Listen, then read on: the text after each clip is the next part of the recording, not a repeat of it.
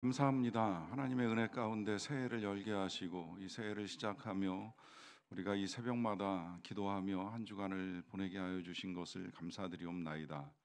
더불어 우리에게 항상 있어야 될 것 세 가지, 믿음과 소망과 사랑에 대해서 다시 듣고 또 다시 깨달을 수 있는 시간을 주시는 것을 감사합니다. 오늘도 마지막 날을 맞이하여 우리에게 들려주시는 하나님의 사랑의 음성 함께 듣기를 원합니다. 부족하지만 종을 통하여 전해지는 메시지를 통해 우리 모두가 주의 사랑 경험하는 귀한 아침 되게 하여 주시옵소서. 또 새해를 맞이하여 소망 가운데 기도하는 모든 주의 백성들의 기도와 간구에 귀 기울여 주시고 응답하여 주시기를 간절히 원합니다. 예수님의 이름으로 기도하옵나이다. 아멘. 신년 특별 새벽 기도의 마지막 날 우리에게 주시는 하나님의 말씀은 요한일서 4장 7절부터 12절까지 말씀입니다. 요한일서 4장 7절부터 12절까지 말씀입니다. 하나님의 말씀을 저와 여러분들이 한 절씩 교독으로 받들어 읽겠습니다. 사랑하는 자들아, 우리가 서로 사랑하자. 사랑은 하나님께 속한 것이니 사랑하는 자마다 하나님으로부터 나서 하나님을 알고 사랑하지 아니하는 자는 하나님을 알지 못하나니 이는 하나님은 사랑이심이라. 하나님의 사랑이 우리에게 이렇게 나타난 바 되었으니 하나님이 자기의 독생자를 세상에 보내심은 그로 말미암아 우리를 살리려 하심이라. 사랑은 여기 있으니 우리가 하나님을 사랑한 것이 아니요 하나님이 우리를 사랑하사 우리 죄를 속하기 위하여 화목제물로 그 아들을 보내셨음이라. 사랑하는 자들아, 하나님이 이같이 우리를 사랑하셨은즉 우리도 서로 사랑하는 것이 마땅하도다. 어느 때나 하나님을 본 사람이 없으되 만일 우리가 서로 사랑하면 하나님이 우리 안에 거하시고 그의 사랑이 우리 안에 온전히 이루어지느니라. 아멘. 오늘 말씀드린 대로 다 끝나고 나서, 그러니까 기도와 축도가 끝나고 나서 이 자리에서 우리 자녀들과 함께 순서대로 기도하는 시간을 갖겠습니다. 줄 세우고 순서를 정하기는 어렵지만 뭐 기왕이면 이제 멀리에서 오신 분들 먼저, 그리고 이제 어린 자녀들부터 해서 기도를 하고 끝나고 나서 혹시나 뭐 어른들 중에도 기도를 함께하기 원하시는 분들 계시면 같이 기도하는 시간을 갖도록 하겠습니다. 특별 새벽 기도의 마지막 날인데 혹시 3일 동안 개근하신 분 손 들어보세요. 네. 생각보다 많아요. 일단 짧은 게 되게 감사하고 3일 할 수 있잖아요. 그러니까 그래서 그런 말 하잖아요. 기왕이면 작심 3일, 3일마다 작심하라고 거꾸로 이야기를 합니다. 그러면 어떤 것도 해낼 수 있다라고 하는데 도전하셨으면 좋겠습니다. 어떤 일이라도 난 안 돼, 난 못해 이런 부정적인 생각만 하지 마시고 오히려 올해는 좀 새로운 것들도 시도해보고 도전해보고 하다 안 되면 뭐 다시 시작하지. 여러분 솔직히 생각해보면 우리의 삶에 계획하고 다짐해서 얼마나 이루었습니까? 그런데 그렇게 우리가 생각하고 계획하는 만큼 이루지 못했다고 할지라도 또 도전하고 또 시도해 보는 거예요. 혹시 기억하시겠지만 복음 나눔 맨 끝자락에 1단계에서 이야기입니다. 에, 제일 마지막에 당부하는 내용 뭔지 혹시 기억하세요? 포기하지 말라고 당부를 합니다. 첫 걸음을 뗐는데 아이들이 첫 걸음을 떼고 뭐 수만 번 넘어진다는 이야기가 있는 것처럼 우리 믿음의 발걸음도 첫 걸음 뗐다고 해서 완성되는 것이 아니라 오히려 넘어질 가능성이 훨씬 더 많다는 거죠. 중요한 건 포기하지 않는다는 거예요. 어떤 아이도 일어나 걸음마를 시작하다가 잘 안 걸어진다고 해서 난 더 이상 못 걷겠다 하고 포기한 아이가 없지 않습니까? 될 때까지 걷는 거예요. 끝까지 일어나는 거예요. 그러면 어느 순간 계속 걸어가는 내 모습을 볼 수가 있습니다. 그렇게 어떠한 일이라도 새해를 맞이하면서 시도했던 일이 안 된다고 해서 쉽게 포기하지 마시고 오히려 끝까지 걸어갈 수 있는 용기와 의지를 한번 내보시라 하는 말씀을 드립니다. 오늘 계속해서 나누는 항상 있어야 될 거 세 가지 중에 마지막에 나누어야 될 것은 사랑인데요. 이 사랑은 조금 특별하지요. 믿음, 소망, 사랑 이 세 가지는 항상 있을 것이다 이렇게 이제 우리에게 가르쳐 주셨지만 여기에 사랑에는 덧붙여진 말이 있습니다. 무슨 말인지 아시죠? 그 중에 제일은 사랑이라 하는 말씀입니다. 그만큼 믿음도 중요하고 또 소망도 중요하지만 사랑이 더욱 중요하다 하는 점을 강조하는데요. 왜 사랑이 중요한가 하는 점은 오늘 본문에서도 이제 여러 가지 이유가 나옵니다. 그래서 먼저는 그 이유들부터 이렇게 좀 살펴보고 갔으면 하는 마음이에요. 그래서 오늘은 성경을 좀 많이 읽습니다. 다시 한번 오늘 본문을 보시게 되면 7, 8절은 제가 읽어드릴게요. 사랑하는 자들아 우리가 서로 사랑하자. 사랑은 하나님께 속한 것이니 사랑하는 자마다 하나님으로부터 나서 하나님을 알고 사랑하지 아니하는 자는 하나님을 알지 못하나니 이는 하나님은 사랑이심이라 합니다. 자, 여기서 사랑해야 되는 이유, 해야 되는 이유에 대해서 쉽게 정리를 잘 해주죠. 그것은 사랑하는 자가 하나님을 안다는 거예요. 사랑하지 아니하는 자는 하나님을 모른다. 왜냐하면 하나님은 사랑이시기 때문이라라고 하는 설명을 통해서 우리가 사랑해야 되는 이유는 하나님을 알기 때문에 사랑해야 된다라고 하는 것 말씀하시고요. 그 다음에 11절 말씀은 여러분들이 한번 읽어보실게요. 시작.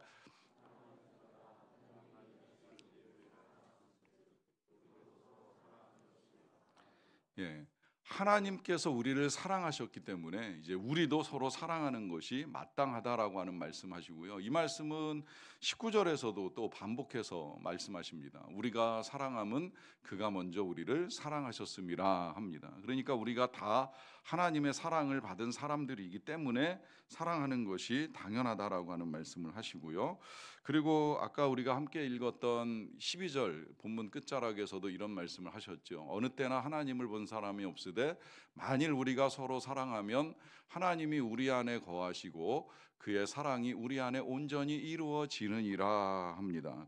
그러니까 우리가 하나님을 본 사람은 없지만 그러나 우리가 서로 사랑할 수만 있다면 하나님이 우리 안에 거하시고 그의 사랑이 우리 안에서 온전해진다는 거예요. 뭐 사실 여기까지는 이제 우리가 읽으면서 쉽게 이해할 수 있는 내용들이고요. 이와 더불어서 우리가 사랑해야 되는 이유 또 있습니다. 너무 본문이 길어서 읽지 않았는데 아까 읽었던 본문 밑으로 내려가 보면 17절에 이런 말씀도 있어요. 같이 한번 읽어볼까요? 시작. 이로써 사랑이 우리에게 온전히 이루어진 것은 우리로 심판날에 담대함을 가지게 하려 함이니 주께서 그러하심과 같이 우리도 이 세상에서 그러하니라 합니다. 사랑을 해야 되는 이유 중에 하나는 심판날에 담대함을 가진다라고 하는 거예요. 심판날이라고 하는 건 우리가 세상을 떠나는 날이 될 수도 있고 주님께서 이 땅에 오시는 날이 될 수도 있는데 어떻게 보면 누군가에게는 이 날이 굉장히 두려운 날이 될 수도 있어요. 그런데 그 두려운 날에 오히려 담대함을 갖고 세상을 떠나고 주님을 만나는 일이 가능할 수 있는 이유, 그걸 담대하게 할 수 있는 이유는 사랑이 있을 때 가능하다라고 하는 것입니다. 목회를 하다 보니까 이제 간혹 이 병이 들고 그 병이 깊어져서 이제 세상을 떠나는 분들을 뵐 때가 있는데요. 이 세상을 떠나기 전에 가족들과 함께하는 시간을 갖잖아요. 그러면 가족들과 함께하는 자리에서 이 가족들이 그런 대화를 주고받는 걸 볼 때가 몇 번 있었어요. 사랑해, 용서해, 미안해. 제가 그걸 지금까지도 이렇게 기억하고 오래 제 머릿속에 남아 있는 이유는 그런 말을 서로 주고받던 가족이 아니라는 걸 알고 있었기 때문이거든요. 늘 그게 기도 제목이었던 거예요. 가족이 별로 사랑하는 것 같지 않고 사랑이 메말라 있고 사랑의 회복이 필요해서 그게 그 가정의 기도 제목이라는 걸 알고 있는데 그러다가 이제 어느 한순간 한 분이 세상을 떠나게 되니까 그때 가서야 이제 사랑해, 미안해, 용서해 이런 말들을 주고받습니다. 뭐 왜 그런지 명확하게 이유 알 수 없지만 오늘 본문에 비추어서 본다고 하면 이제 심판이 가까웠다는 걸 아는 거예요. 세상을 떠날 날이 가까웠던, 하나님 앞에 서게 될 날이 가까웠던 이 마지막 순간, 마지막 때에 다시 한번 이 세상을 떠나기 전에 가족들과 풀어야 될 문제들을 풀어나가고 이제 가고자 하는 그런 마음이 아닐까라고 하는 생각을 하게 됩니다. 물론 모든 사람이 다 그렇다고 생각을 하지는 않습니다만은 적어도 이 사랑 앞에 사람들은 그동안 이 마지막 심판 앞에 사람들은 그동안 자신이 하지 못했던 태도가 나오게 된다는 거예요.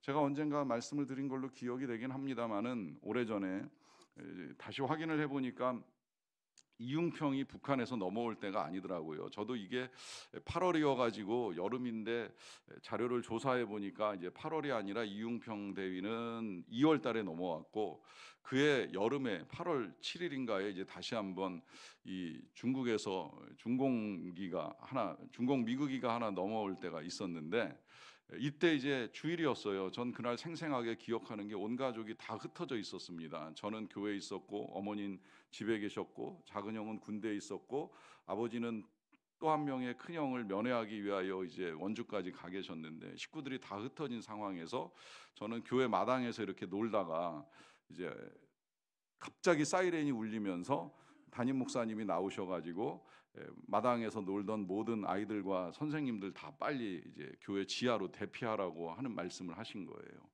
그래서 교사였던 저는 이제 어린아이들 학생들 다 데리고 교회 이제 지하에 대피하는데, 대피하라고 했던 건 그때 처음에 이제 그 비행기가 넘어오면서 울렸던 사이렌이 대한민국에 전쟁이 났다는 이제 그 이야기 때문이었잖아요. 뉴스 보도상으로는 그랬어요.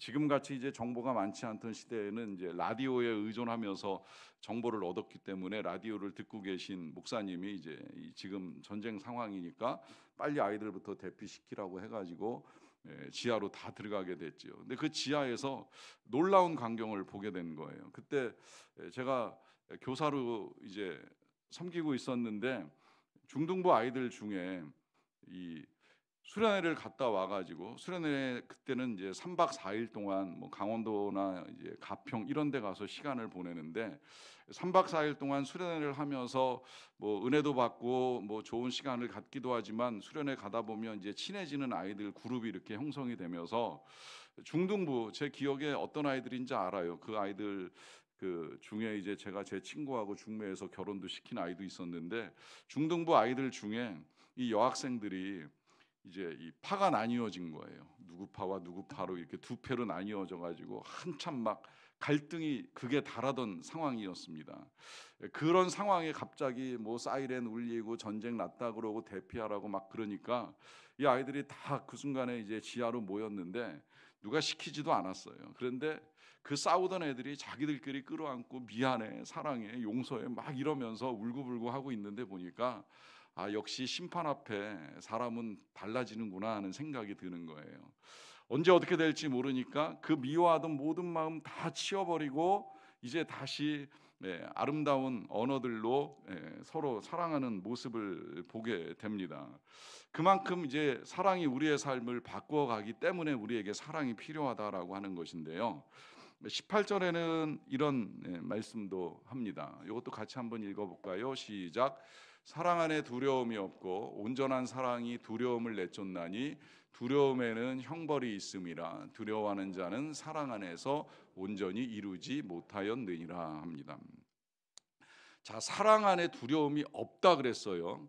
사랑하면 두려움을 내쫓을 수 있고 이길 수 있다 그랬어요. 자, 요거는 일단 간단하게 이렇게 말씀드릴 수 있을 것 같아요. 흔히 하는 이야기로 어머니는 약하지만 여자는 약하지만 어머니는 강하다, 이제 이런 표현 사용하잖아요.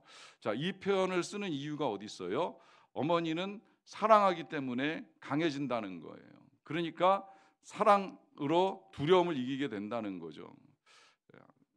우리 전도사님이, 우리 그 소년부를 담당하시는 전도사님 박하나 전도사님이 우리 교회 복직하셨잖아요. 오래전에 이제 유치부 하시다가 다시 이제 쉬시다가 한 10년 만에 이 경단녀에서 복직을 하게 되셨다고 이제 표현을 하시는데, 그 전도사님이 저하고 이제 이런저런 이야기를 나누다가 이제 교회 이 디자인을 바꾸는 문제를 가지고 이제 이야기를 나누는 중에 제가 그런 질문을 드렸어요.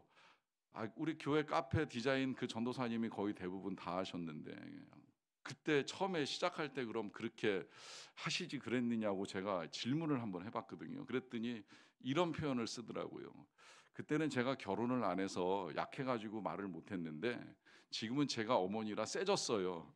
그러면서 이제 강해진 본인 스스로에 대한 표현을 사용하시더라고요. 그만큼 이 여자는 어머니 이전과 어머니 이후로 달라지는데 그 강건함, 그 담대함이 어디서 나오겠습니까? 저는 사랑에서 나온다고 확신을 합니다. 아이를 키우다 보면 이 아이를 위해서 못할 게 없는 거죠. 물론 제가 정말 어머니가 사랑하는 걸 우리 아이들이 믿고 있는지 물어보고 싶기는 한데 엄마들이 또 시험에 빠질까 봐 질문은 못 하겠지만, 여러분들의 어머니가 세 보인다, 그럼 그냥 날 사랑하신다, 이렇게 믿으면 된다는 이야기예요. 어머니는 원래 그런 사람들이 아니었어요. 그런데 어머니로 살다 보니까 알게 모르게 강해지게 보였는지는 모르지만 그 강함 속에는 사랑이 있어요. 사랑이 있는 이유는 그 사랑 때문에 세상을 이기기 위해서 애를 쓰고 계시는 거예요. 이거 이외에도 또 사랑의 이유는 또 있어요. 20절 보시면 누구든지 하나님을 사랑하노라 하고 그 형제를 미워하면 이는 거짓말하는 자니 보는 바 그 형제를 사랑하지 아니하는 자는 보지 못하는 바 하나님을 사랑할 수 없느니라 합니다. 자, 여기서 이 사랑이 우리에게 필요한 이유도 또 굉장히 중요하게 강조를 하지요. 왜 그러냐 하면 보이는 사람을 사랑하지 않는데, 보이는 형제, 보이는 부모, 보이는 가족, 보이는 자녀, 보이는 배우자를 사랑하지 않는데 하나님을 사랑한다? 그럴 수 없다는 거예요. 일단 보이는 사람 먼저 사랑하면서 하나님을 향한 우리의 사랑이 드러난다라고 하는 것입니다. 그래서 이제 오늘 원래는 21절까지 읽으려고 그랬었는데 이 마지막에 이렇게 말씀하시는 거예요. 우리가 이 계명을 주께 받았나니 하나님을 사랑하는 자는 또 그 형제를 사랑할지니라라고 하면서 마지막으로 다시 한번 형제 사랑을 당부합니다. 왜냐하면 계명을 받았다 그러잖아요. 이 계명을 받았다는 걸 지금 이 요한일서를 쓴 사도 요한이 말하는 이유가 있지요. 그는 예수님께서 성찬식 끝나고 난 다음에 발 씻겨 주신 사건도 기억을 하고 있어요. 근데 발 씻겨 주신 것만 기억을 한 것이 아니라 그 발을 다 씻어 주고 난 다음에 예수님 하신 말씀, 그 말씀이 뭐예요? 새 계명을 너희에게 주노니 너희가 서로 사랑하라 하신 말씀을 기억하고 있는 거예요. 그러니까 이제 다시 요 편지를 쓰면서 다시 한번 이 사실, 우리가 계명을 받지 않았느냐, 마지막 계명, 그 계명이 새 계명인데 그 계명은 서로 사랑하라 하시는 이 계명이다라고 하면서 이 계명에 따라 사랑할 것을 당부합니다. 자, 그러면 이제 우린 지금까지는 왜 사랑해야 되는지에 대한 이제 여러 가지 이유들을 살펴봤고요. 그 다음에 이제 우리에게 있어서 필요한 것은 그렇다면 이제 어떻게 사랑해야 되느냐라고 하는 문제인데, 이게 정말 참 어려운 것 같아요. 왜냐하면 사랑을 어떻게 해야 되느냐라고 하는 건 생각보다 많은 내용으로 성경이 우리에게 가르쳐주고 있거든요. 우리가 흔히 알고 있는 사랑장 그러면 고린도전서 13장인데 이 고린도전서 13장만 보더라도 사랑은 오래 참는 거야, 온유한 거야, 뭐 시기하지 않는 거야, 자랑하지 않는 거야, 성내지 않는 거야, 참 많은 내용들로 이제 알려주고 있잖아요. 그래서 기회가 되면 이것도 이제 시리즈로 한번 해야 되지 않나 하는 고민을 좀 하고는 있는데, 어찌됐건 오늘 그 하나하나를 다 살펴볼 수는 없고요. 그래서 이제 우리가 이 사랑을 어떻게 하는 것이 필요할까라고 하는 이 방법의 문제를 고민하던 중에 감사하게도 이제 우리는 어제 읽었던 본문에서 가만히 보니까요, 어제 본문이 되게 감사했던 거. 처음에 봤을 때는 저는 개인적으로 어려웠다는 말씀을 어제 드렸잖아요. 그런데 읽어보면 읽어볼수록 어제 읽었던 본문 로마서 15장인데요 1절부터 13절 사이에 믿음도 들어있고 사랑도 들어있고 소망도 들어있더라고요. 그래서 진짜 사도 바울은 이 세 가지 굉장히 중요하게 여기는구나 하는 것도 알 수가 있고요. 그래서 다시 한번 이제 어제 본문에서 우리가 미처 보지 못했던 사랑에 관한 내용들을 통해서 오늘 볼까 합니다. 먼저 로마서 15장 1절 말씀인데요, 믿음이 강한 우리는 마땅히 믿음이 약한 자의 약점을 담당하고 자기를 기쁘게 하지 아니할 것이라 합니다. 자, 여기서 믿음에 대한 이야기가 나오잖아요. 믿음이 강하다. 자, 만약에 믿음이 강하다면 그 사람이 해야 될 첫 번째는 믿음이 약한 자의 약점을 담당하고 자기를 기쁘게 하지 않는 것이 강한 믿음의 증거다라고 하는 것을 알려줍니다. 자, 틀림없는 사실이지요. 강한 자가 약한 자를 담당한다라고 하는 건 이제 너무 분명한 일이에요. 여러분들 지금 제가 아까 이제 질문을 할까 했었잖아요. 우리 부모가 나를 사랑하시는가? 제가 최근에 제 딸한테 전해 들었는데 우리 딸이 특히 더 열받았던 것은 자기가 본 이 영상에 나온 주인공이 목사 아들이었던 거예요. 뭐 지금은 그런지 아니한지 모르겠지만 목사 아들이라는 신분을 밝히고 TV에 나오기는 나왔는데, 이 사람이 교회에서 나쁜 짓을 해가지고 이제 결혼을 한 다음에 자녀를 6명을 낳고 지금 7명째 임신 중이라 그러더라고요. 보신 분이 계신지 모르겠는데, 근데 그런 아버지 엄마가 자식 7명을 두고 자기들끼리 먼저 고기를 구워 먹은 다음에 너네들은 이제 나중에 먹으라고 하는 이제 영상을 봤다는 거예요. 이해가 잘 안 되죠? 이해가 안 될 거예요. 여러분들이 먼저 먹었으면 먼저 먹었지, 부모 다 먹고 나서 니네들 나중에 먹어라 하는 이런 부모가 사실 어디 있겠어요? 열받는 이유가 뭐예요? 부모가 물론 순서상 어르신이 먼저 먹고 어린 사람들이 나중에 먹는 게 맞기는 맞아요. 하지만 그래도 부모가 자녀를 키우면서 자녀들은 배고파하고 먹고 싶어 하는데 나중에 먹으라 그러고, 그 부모가 이게 열받게 하는 이유는 몸무게가 150kg가 넘는답니다. 얼마나 잘 먹었던 거예요. 그러니까 그렇게 먹으면서 자녀를 먹이지 않는다라고 하면 이게 열받을 일이 될 수밖에 없는 거죠. 이해 안 되는 표정과 반응을 보이시는 게 당연해요. 그런데 그런 일이 우리한테도 있을 수는 있는 일이라 하는 거예요. 세상의 원리는 강한 자가 약한 자를 돕고 부유한 자가 가난한 자를 섬기고 넉넉한 자가 부족한 자를 채워주는 거예요. 그런데 항상 그런 일이 일어나는 건 아니라는 거예요. 강한 자가 더 강해지려고 애를 쓰고 부유한 자가 더 가지려고 애를 쓰다 보니까 이 세상이 강팍해지고 메말라가는 세상이 되는 것이죠.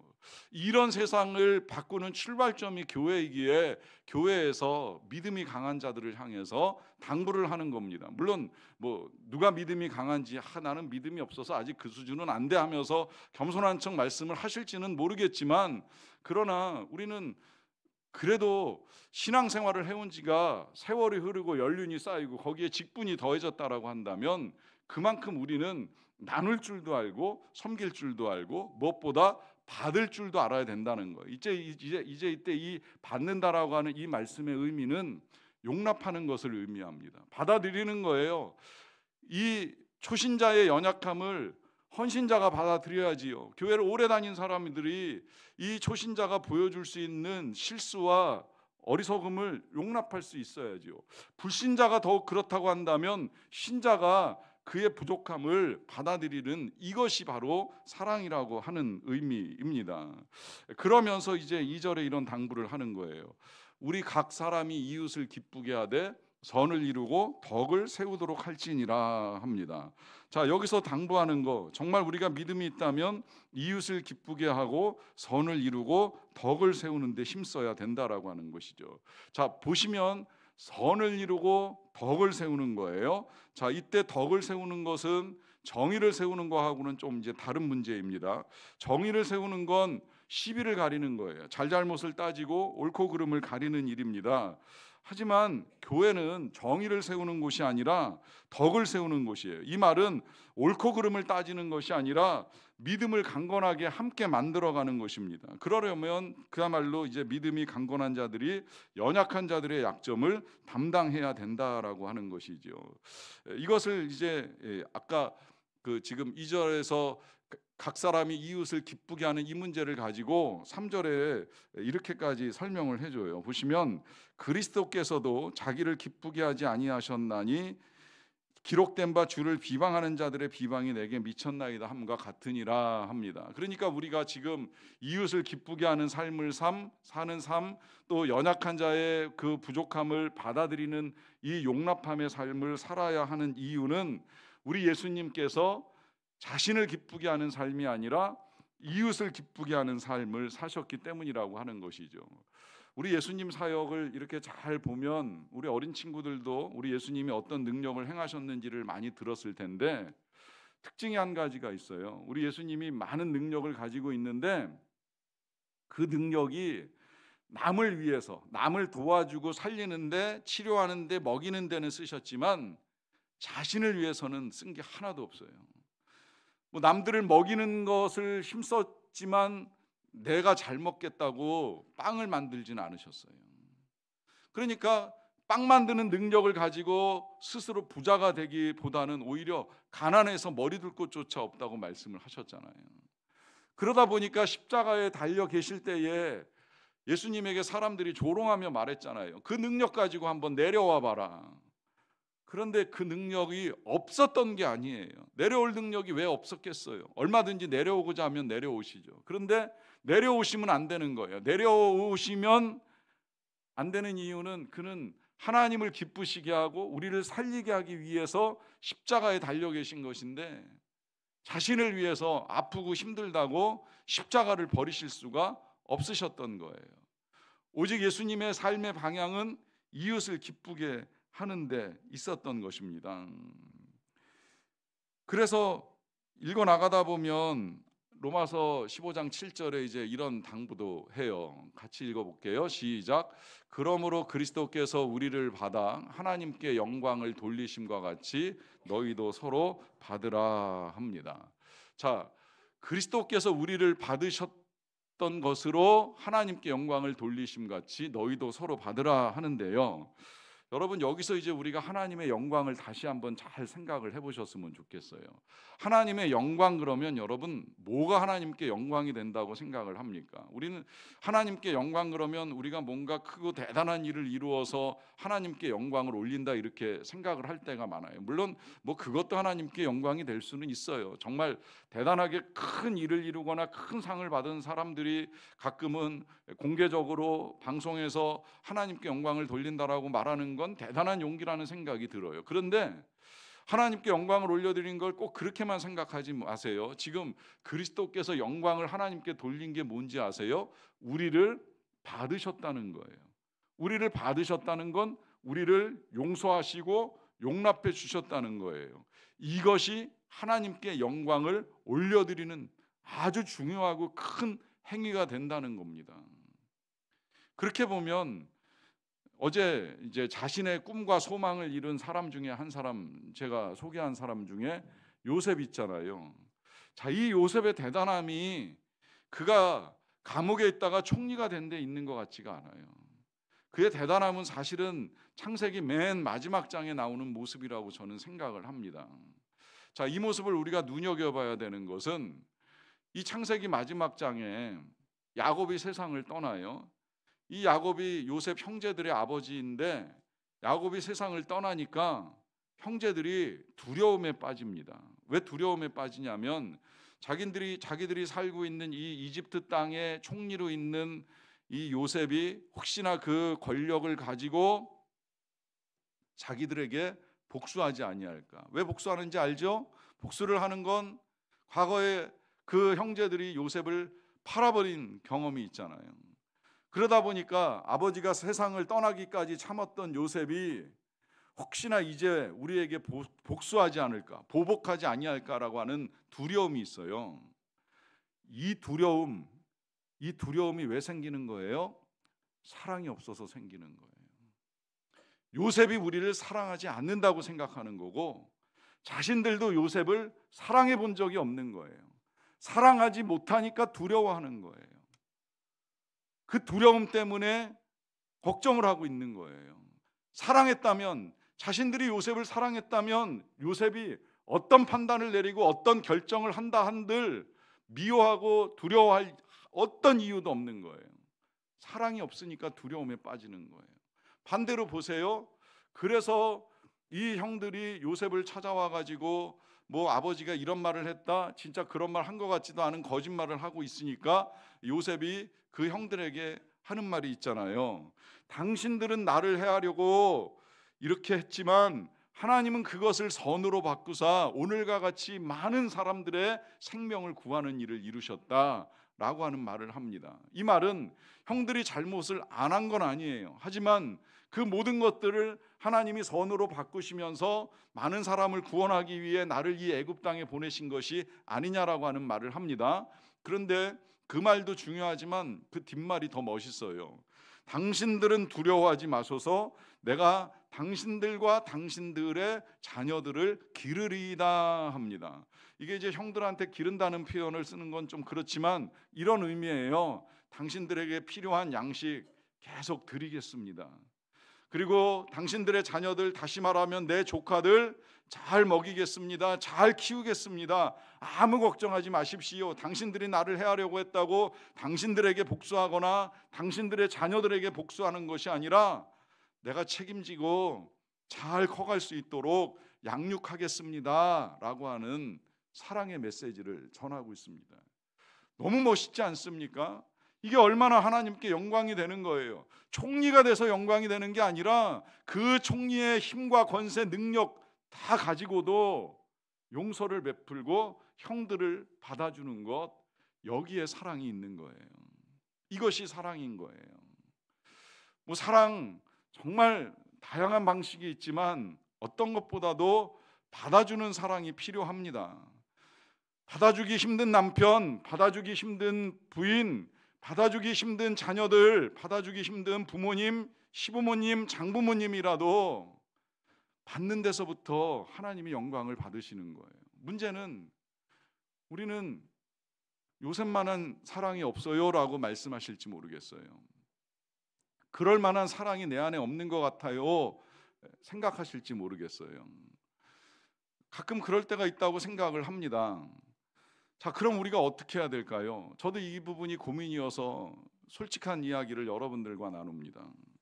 제가 선교지를 가끔 가는 이유 중에 하나는 여러 가지 이유가 있는데, 모든 선교지에서 선교사님들이 우리가 와주기를 바라고 계시지만 다 갈 수가 없으니까 때로 팀을 보내지 못하는데 제가 가기도 하는데, 뭐 그런 이유도 있지만 때로 이제 선교지를 다녀오는 은혜 중에 하나는 그냥 제가 쉬운 표현으로 제 마음이 착해집니다. 선교지에 가서 선교지 상황 보고 선교지 교인들 만나고 또 선교사님이 행해 나가는 여러 사역들 보고 심지어 선교사님과 시간을 보내고 이야기를 나누다 보면 어쨌든 갈 때보다는 올 때 제 마음이 착해져서 돌아온다, 이제 이런 생각을 할 때 매번 그래요 사실.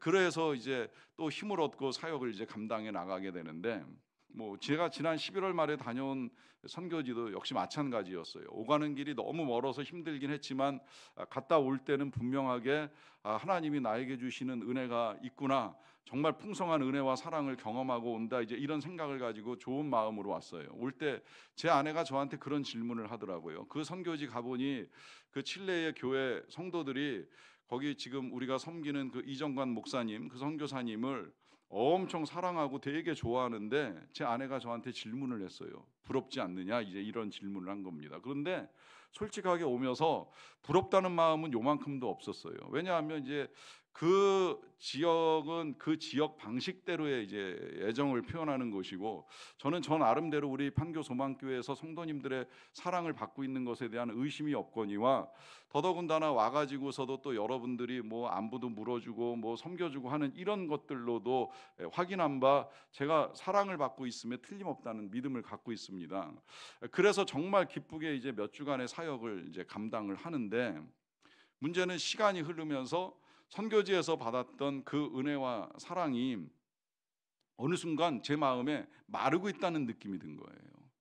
그래서 마음이 좀 힘들고 어려워지더라고요. 그래서 왜 내 마음의 상태가 이러할까 하는 이제 고민을 하다가 하나님께 나가서 질문을 드렸어요. 제 마음이 몇 주 사이에 또 나빠지는 듯한 느낌이 듭니다. 왜 마음이 마르고 강팍해지는 마음이 들까요? 하나님, 도대체 이건 무슨 이유일까요? 그러면서 제가 이렇게까지 기도를 드렸어요. 이걸 솔직하게 여러분들과 나누는 이유는 여러분들도 여러분들의 마음을 좀 들여다보시고, 마음의 상태가 사랑할 수 없는 마음의 상태라고 한다면 이렇게까지 한번 질문을 해보세요. 제가 하나님께 드렸던 질문은 이런 질문입니다. 하나님, 내 마음 만지신다고 하시지 않으셨습니까? 주님과 같이 내 마음 만지는 분은 없다고 하는데, 지금 나빠지고 있고 말라가고 있는 제 마음을 좀 만져주세요. 정말 만지시는 분 맞아요? 라고까지 질문을 하면서 하나님께 여쭤봤어요. 그랬더니 먼저 이제 하나님이 제가 칠레에서 겪은 일들을 다시 다 생각나게 해주셨어요. 제가 마음이 돌아올 때 몸은 힘들지만 마음이 기쁠 수 있었던 이유는 실제로 저도 거기에서 그분들에게 많은 사랑을 받았습니다. 그분들의 표현 방식은 굉장히 격해요. 보는 사람마다 다 안아주는 거예요. 오죽하면 제 아내가 그러잖아요. 얼마나 많이 안고 얼굴을 비볐든지 이쪽에 화장이 다 지워졌다고 할 만큼 끌어안고 인사를 나눕니다. 제가 그렇게 수많은 사람들과 함께 인사를 나눠본 적이 없잖아요. 그런데 그 많은 사람들과 그 정도 인사 나누고 끝나는 게 아니라 끝나고 난 다음에 또 저희 부부를 놓고서 다 사진을 찍자 그러는 거예요. 제가 또 그날 하루 동안에 그렇게 많은 사진을 찍혀본 적이 없어요. 제가 제 카메라에 담은 사진보다 그들 카메라에 이 얼굴 사실 뭐 그렇게 담을 게 있다고 그렇게 사진을 찍자고 하는지 나중에 보니까 이제 이게 다 저한테 사랑으로 쌓여 있었던 거예요.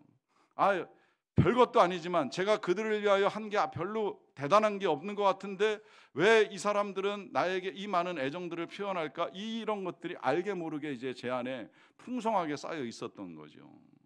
문제는 이제 돌아와서는 그런 경험의 시간들이 없잖아요.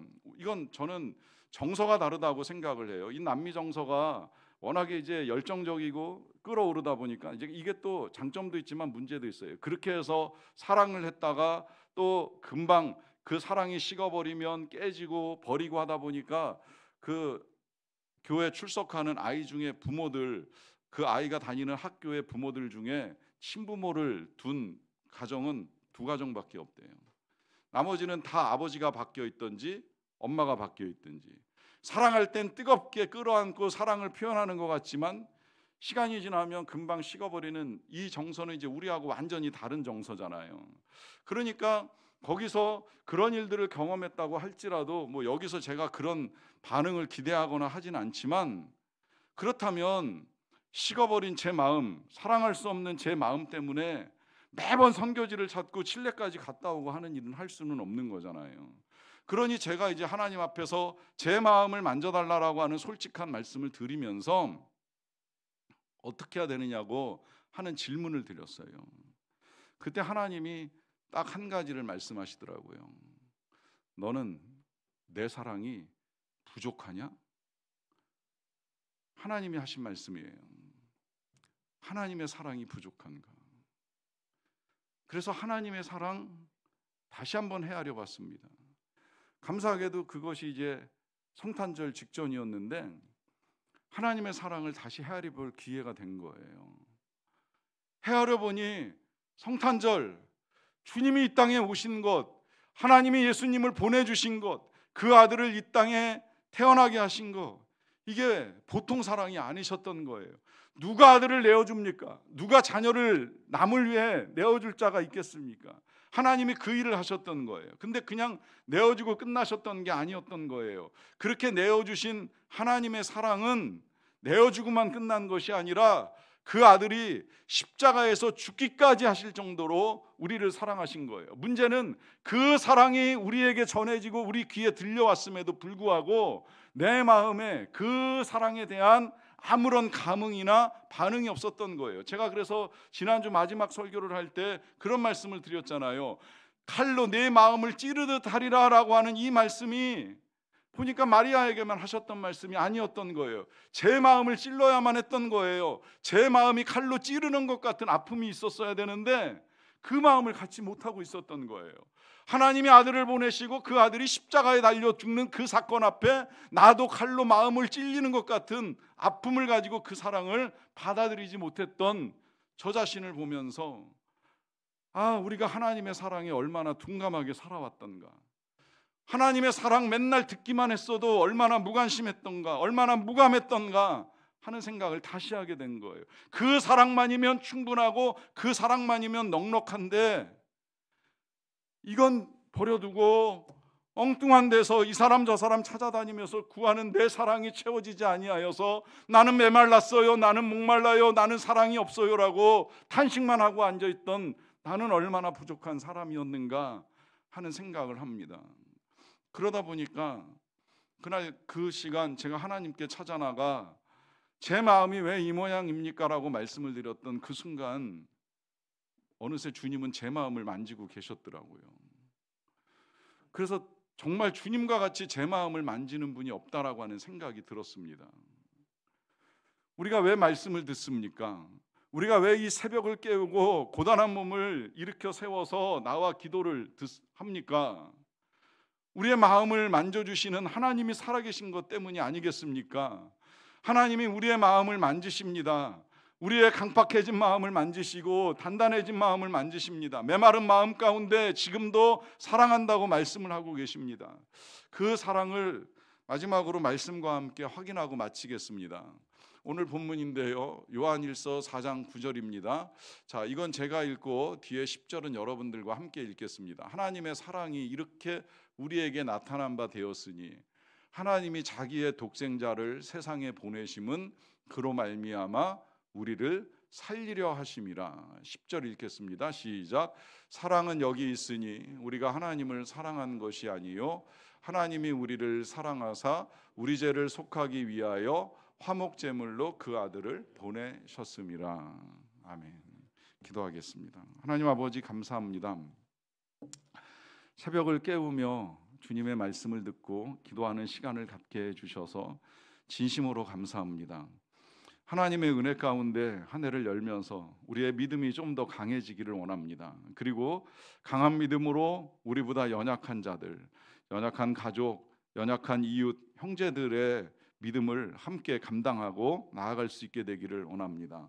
무엇보다 우리를 향한 사랑, 독생자 예수 그리스도를 우리에게 보내어 주시고 또 그 아들을 십자가에서 화목제물로 죽게 하시기까지 우리를 사랑하신 그 사랑을 우리가 받았다는 사실을 다시 확인하면서 우리도 사랑하며 살기를 원합니다. 우리가 서로 사랑하며 살기를 원합니다.